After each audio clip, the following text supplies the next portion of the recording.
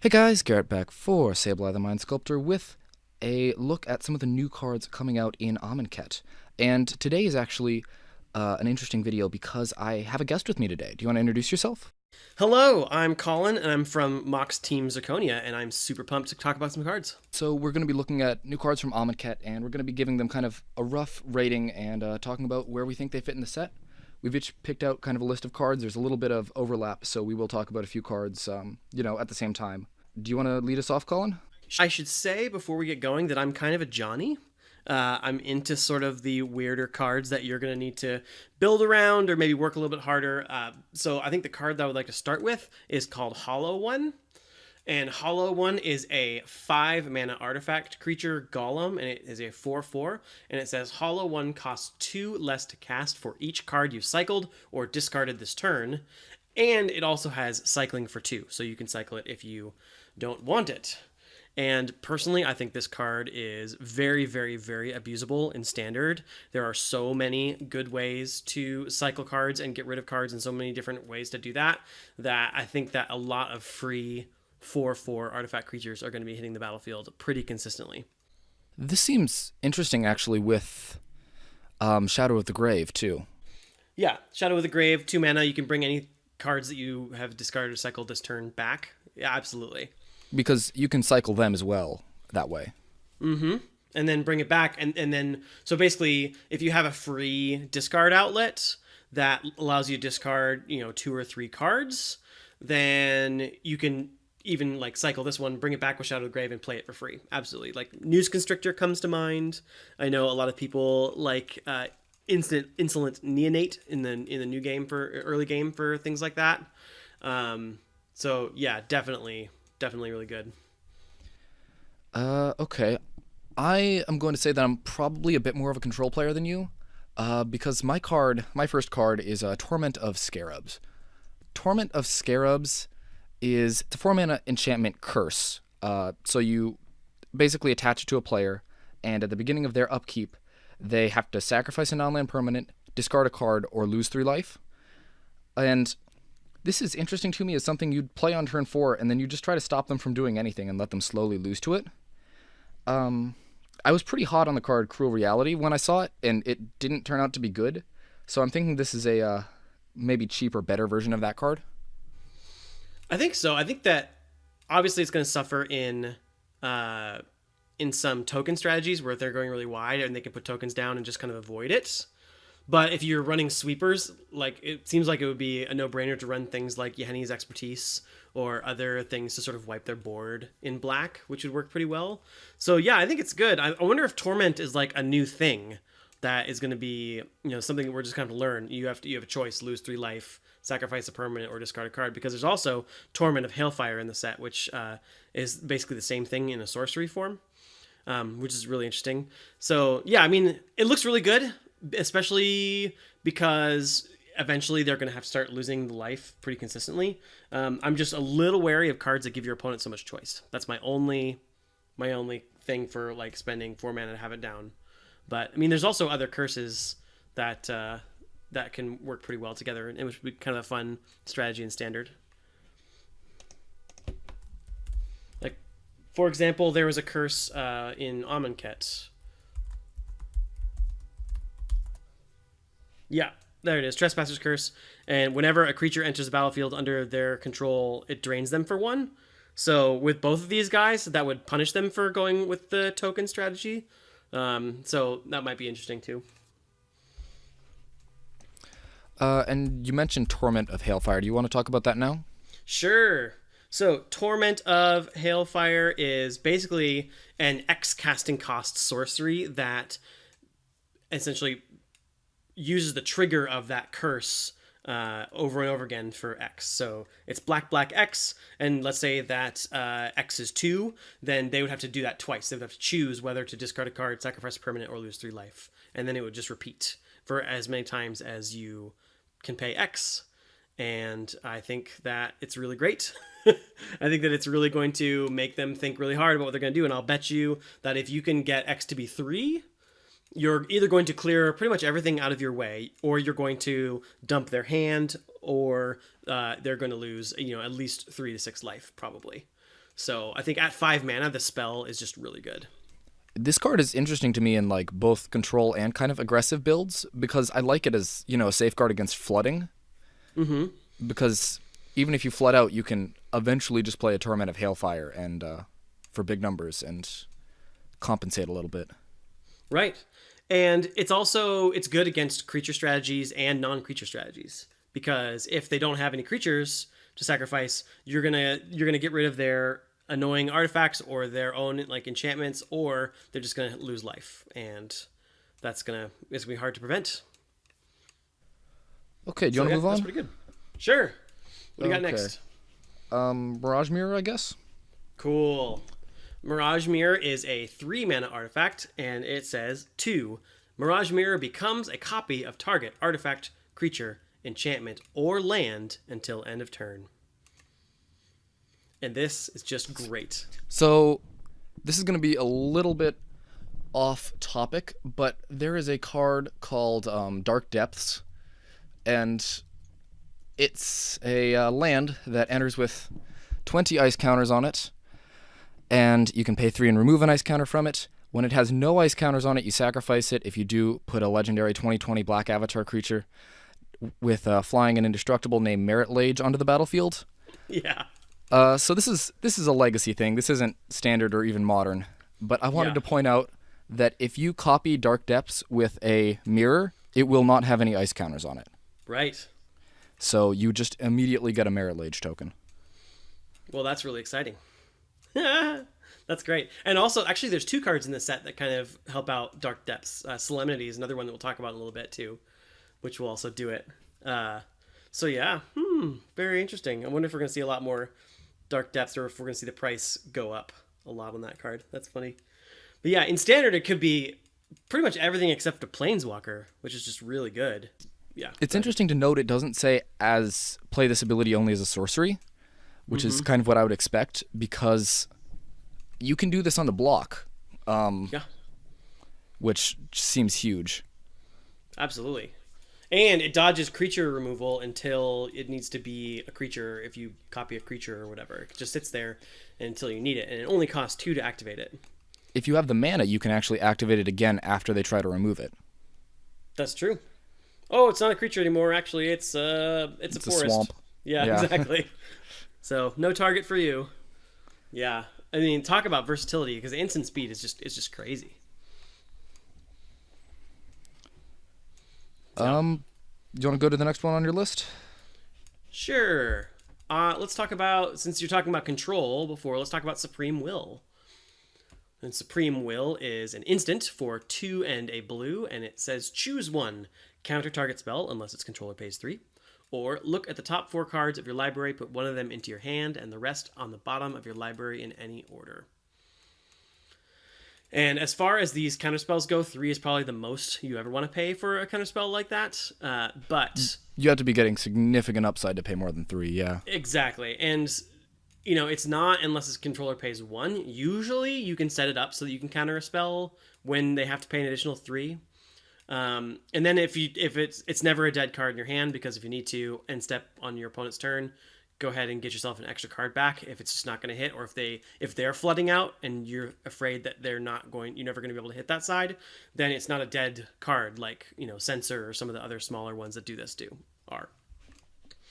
So I think it's pretty cool, and the fact that it also only costs 1 blue and 2 colorless is really good, because it's much more splashable, or much better than a lot of the good counter spells will be double blue. Yeah, exactly.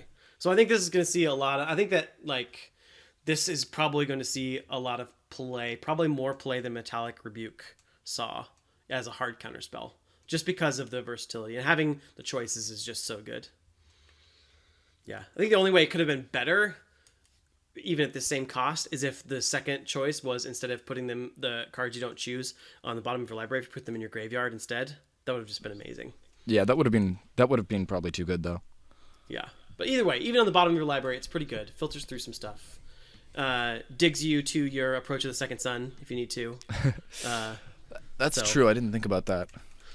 Hey, Johnny here. Got to win the game other ways too. Yeah, no, it's pretty cool. I like it a lot. And I'm not even a good control player, but I'm excited about this one. I guess next we can talk about Amit Eternal. Sure. So this is 2 and a black for a 5/5 with Afflict 3, which means whenever this creature becomes blocked, the defending player loses 3 life. And whenever an opponent casts a spell, you put a neg 1 counter on it, which is how you make up for the fact that it's a 5/5 for 3. And then whenever it deals combat damage to a player, you remove all neg 1 counters from it. So as long as it's getting in, it gets to stay as a 5/5, basically. Well, it gives them terrible choices, right? Because typically it'll probably end up being a 4/4 or a 3/3 if they cast a couple spells, right? So if you attack with it as a 3/3, they have to block it because if they don't, then the counters go away, right? So it might trade, or it might kill one of the creatures, or it might take a thing off the board. But either way, they still will take 3 damage or lose 3 life essentially because of the afflict. So it's a very, very high pressure creature that gives your opponents only bad choices. I'd like to note actually that this card is really good with Bloodlust Inciter too, because they don't have time to cast a spell if you have the Bloodlust Inciter out to give it haste. That's very true. Mm-hmm. And then they would have to cast instance in response somehow or something like that. Yeah. Yeah. Indeed, indeed. Bloodlust Inciter, single red for a 1/1. Tap, target creature gains haste until end of turn. So by turn 3, you absolutely could be playing that. Yeah. This guy looks good. I think that there might actually be an undercosted creature deck with Solemnity that means that that all these creatures that you would place counters on just don't, for like playing 2 and 3 drops that have these drawbacks that just go away. So maybe we should talk about Solemnity to sort of explain that a little bit. The Solemnity is an enchantment. It's 2 and a white. It says players can't get counters, and counters can't be put on artifacts, creatures, enchantments, or lands.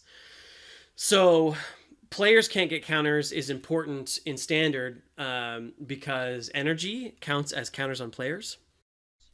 It's actually also really important in Modern, right? Because poison counters exactly are counters on players. Yeah, so it turns off Infect basically, except for the Wither effect on. Actually, it does turn off Wither. It turns off Infect entirely. Yeah, and it stops all the energy decks. So if Marvel was still a thing, they wouldn't be able to spin their Marvel because they wouldn't be able to get more counters ever.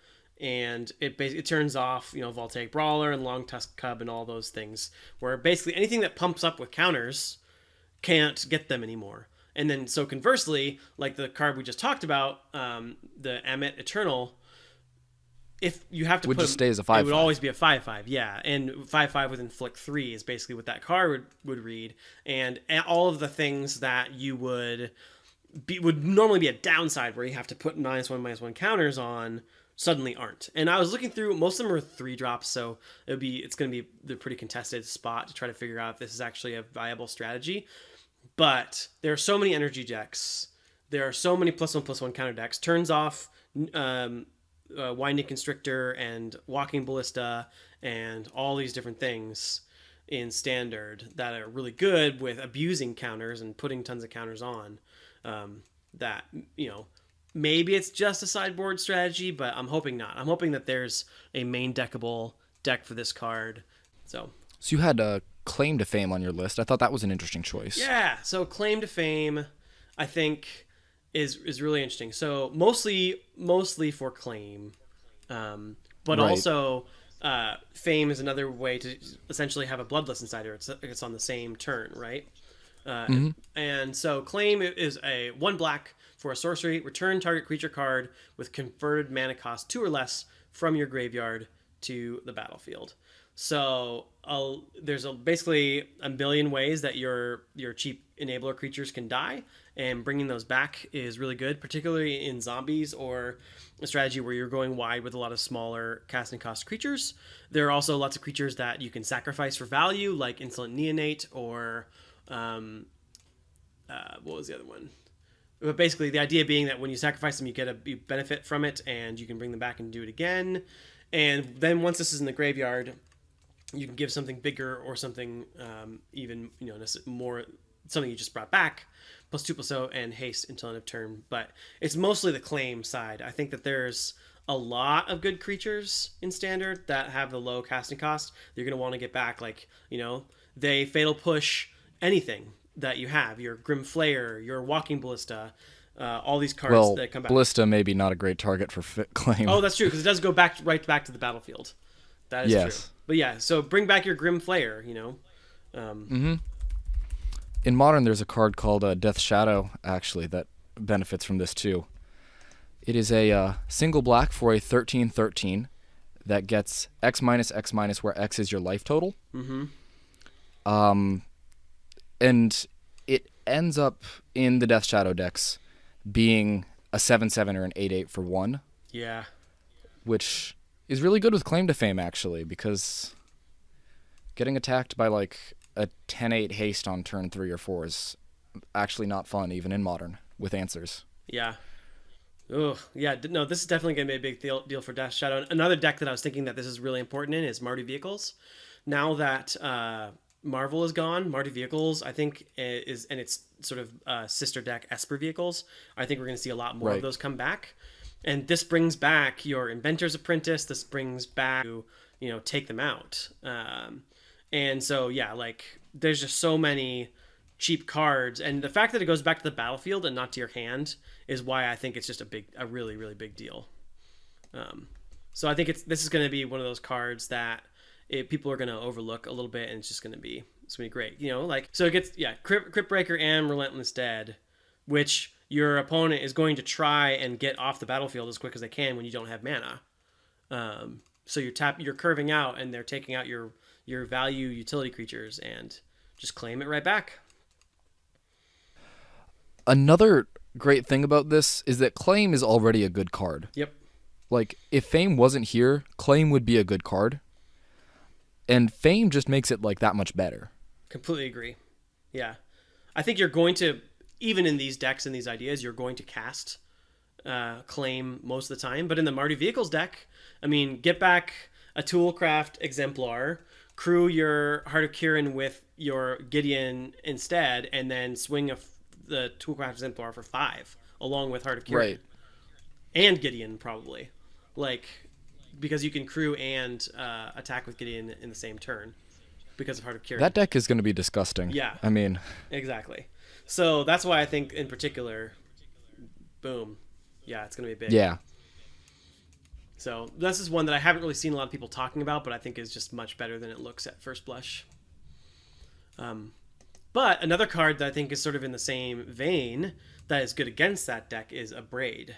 Have you taken a look at Abrade? Abrade is interesting to me. I'm definitely going to play it in control decks when it comes out, because I'm not really interested in going face. Mm-hmm. Or I should explain what it does, actually. Yeah. Abrade is 1 in a red for an instant that says deal 3 damage to target creature or destroy target artifact. So this is either creature removal or kills a vehicle. Yep. So honestly, if this had been in standard, I don't know whether or not Smuggler's Copter would have actually had to be banned. That's true. This card seems really good. It's also a 2-mana answer to Heart of Kirin, which is a big deal. That doesn't need it to be a creature first. So even if they don't crew it, you can still hit it. So, yeah, I mean, this would have been an answer to Marvel, too. Pretty easily. But yeah, this card, I think it might be a card where I can see in a lot of aggressive decks where they need to get a blocker out of the way, they'll just main deck it and then hope, there's still a lot of artifact strategies that are happening, but if there aren't enough artifact targets, it'll get boarded out for game 2. But it's definitely like a lot of sideboard cards like, oh, that's really good against a particular deck or a particular type that you want to bring in. Whereas I feel like this one is definitely main deck playable, and then if you do need to board it out, you can. But it's just really strong with the options and the speed and the cost. Yeah. So at Uncommon, I'm pretty pumped about this one. I'm definitely happy that it exists for draft. Yeah. Indeed. Well, Limited is going to be totally different with Hour of Devastation because there are so many actual removal cards, and there were basically 0 in Amonkhet. So... yeah, it's going to make the cartouches and trials a lot worse because you're going to get 2 for 1 a lot more often than you were in Amonkhet, like sealed in draft.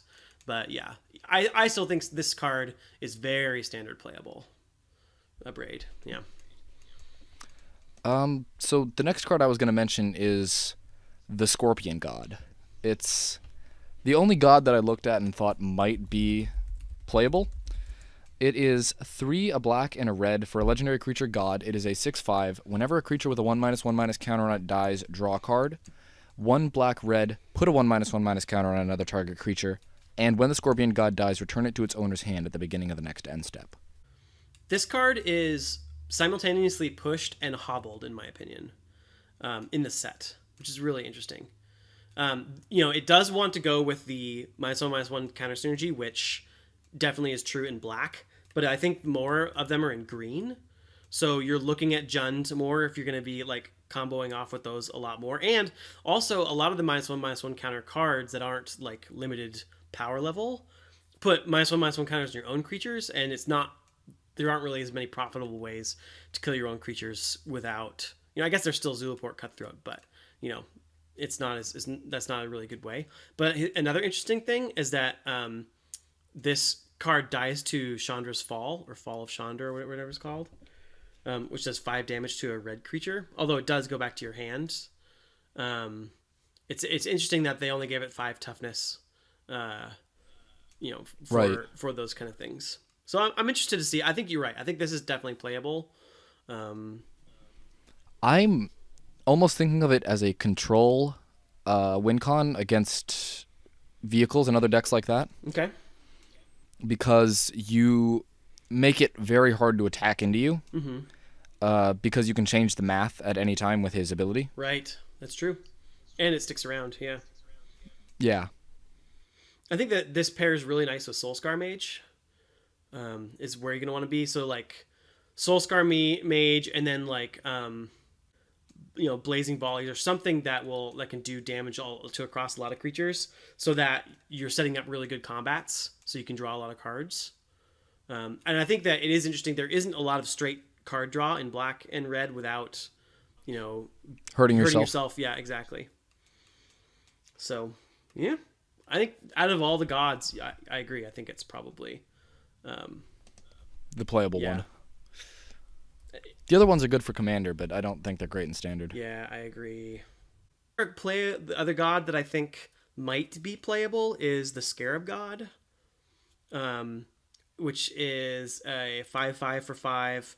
At the beginning of your upkeep, each opponent loses X life, and you scry X, where X is the number of zombies you control.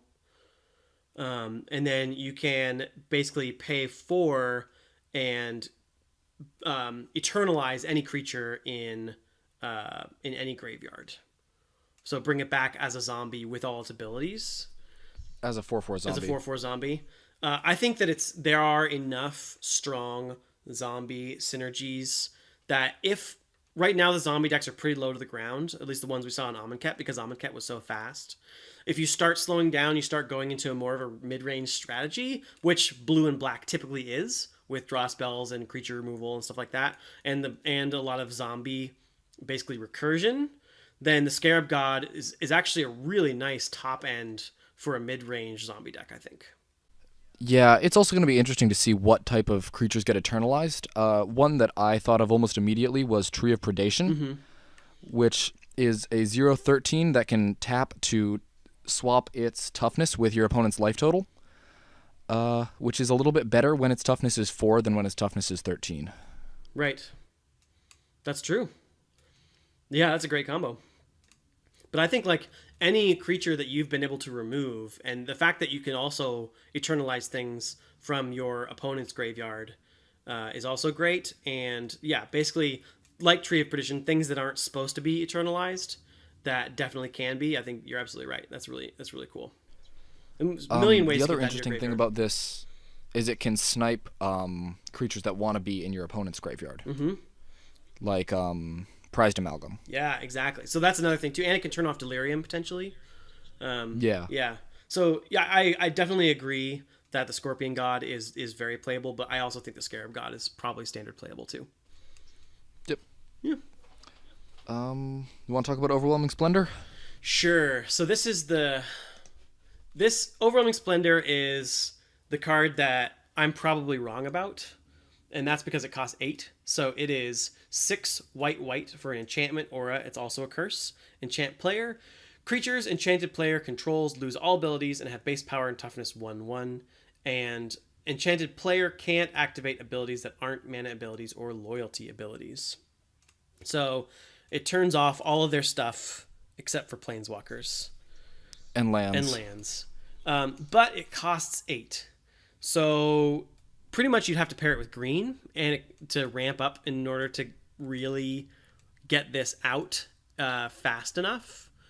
I'm thinking that a sort of like a green ramp engine like Rishkar, Pima Renegade, and Nissa, Voice of Zendikar could probably actually get this out pretty fast.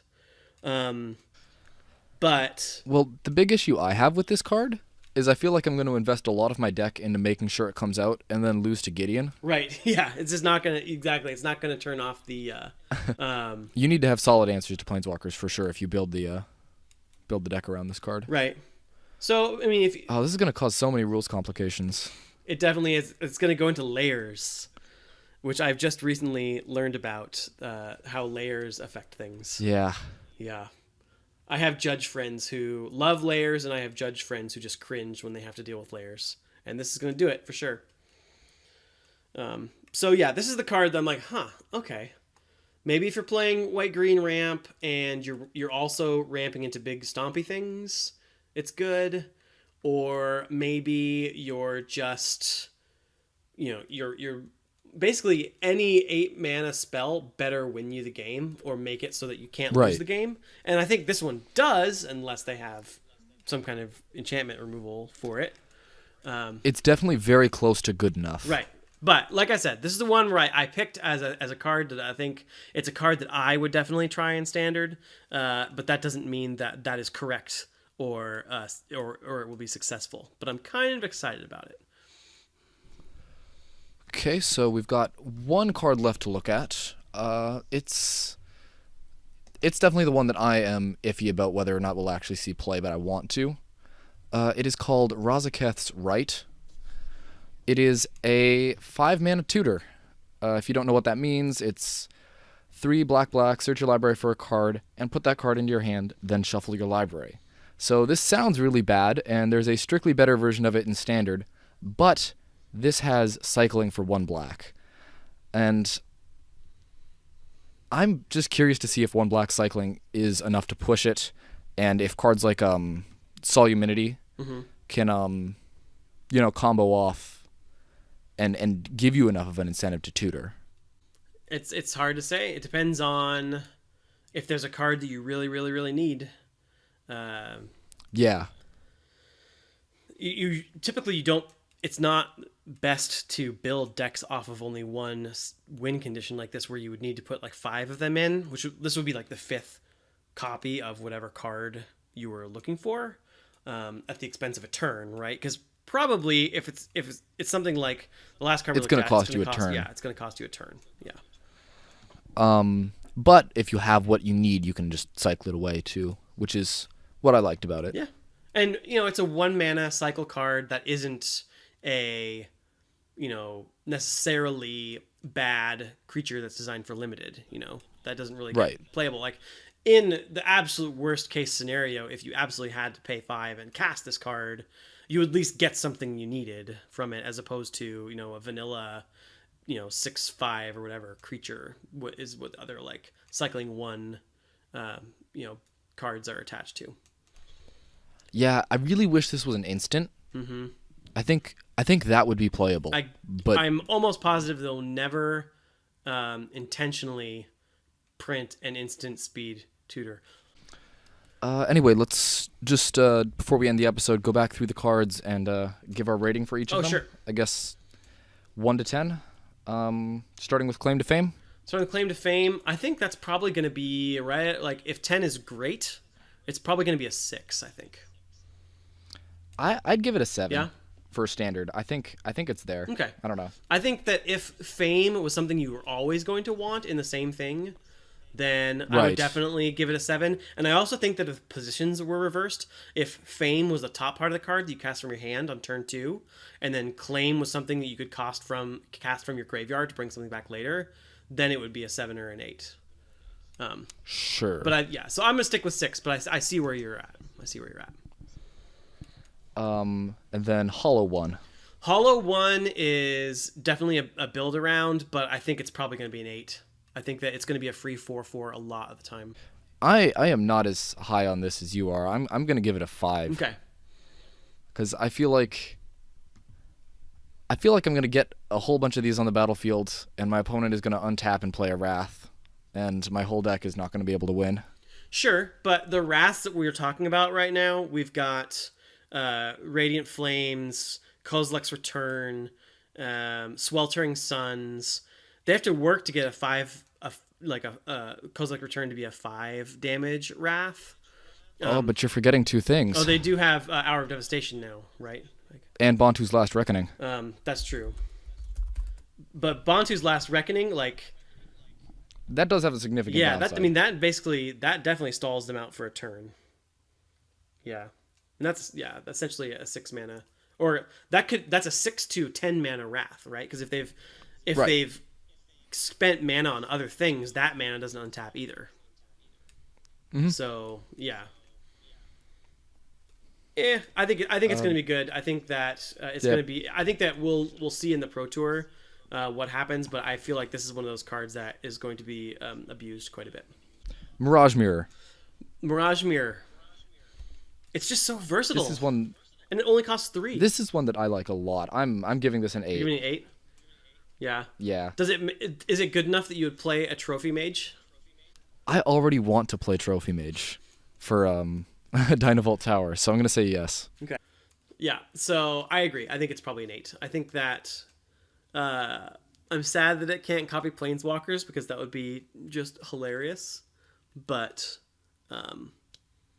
yeah, no. You can't Anguished Unmaking this card. It's still a non-land permanent. Well, I guess that's true. Yeah. Not if you copy a land. Right? Yeah.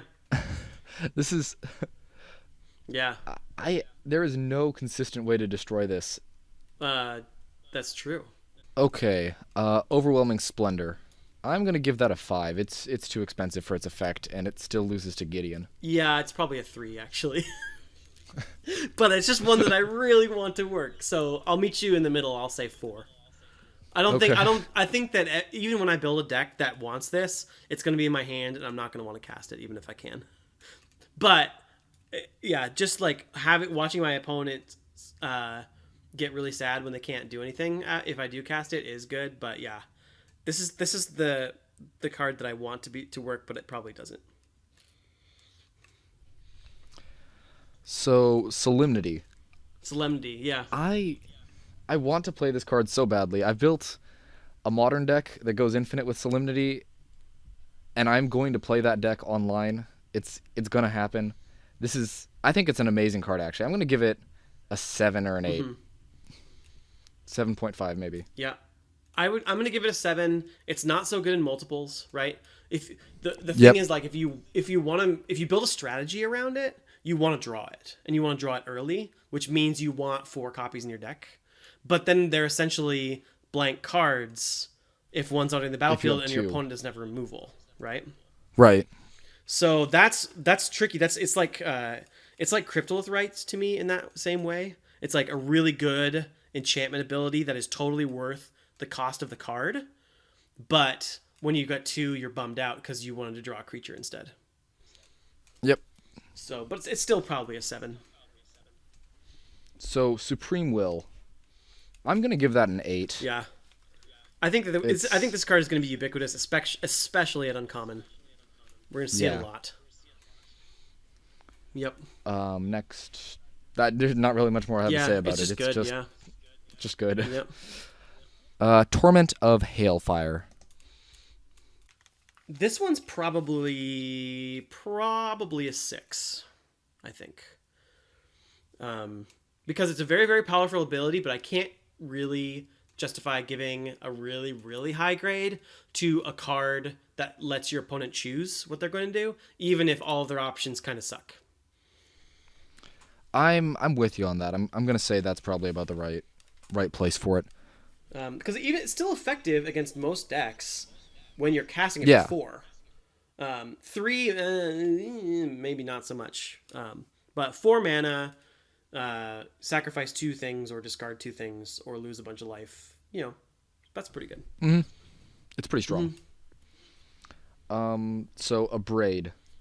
A braid's probably a 9. Yeah, I think so. I think the only way it could have been higher if it said if it was a lightning bolt, which they would never do for 2 mana. Because actually, Right. I think they printed a 3 mana lightning bolt in this set. Okay, so Torment of Scarabs. The curse version. Yes. Yeah, I think in a control deck it's probably good, but I think that's the only shell that wants it. I would agree. It's normally pretty bad, and in control I'd give it a 7, maybe even an 8. I like the card specifically, Yeah, so I think that I'm probably a little biased. sure. I think that 4-drop is one of the most contested slots in deck building for high power cards. And Right, because you can get this, or you could get, for instance, a Kalatas. Exactly. So you have to really be in it for a lot of turns in order to really feel like you're doing it with this card, right? Like you have to be like, Right. okay, turn 4, here we go, and now there's going to be 10 more turns in this game. Because if you're closing the game out quickly, then it's certainly not worth it. the card. Yeah. I think it's probably a 6. I would be willing to give it a 6.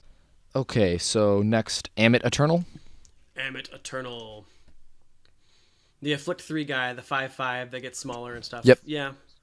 I think this is a good beatdown card. Yeah, this just seems really strong in a lot of ways. I would give this a 7 or an 8. I'm willing to go 7 on that one. I think that, especially since it's not legendary, and you can have multiples, and you can copy it with your mirror.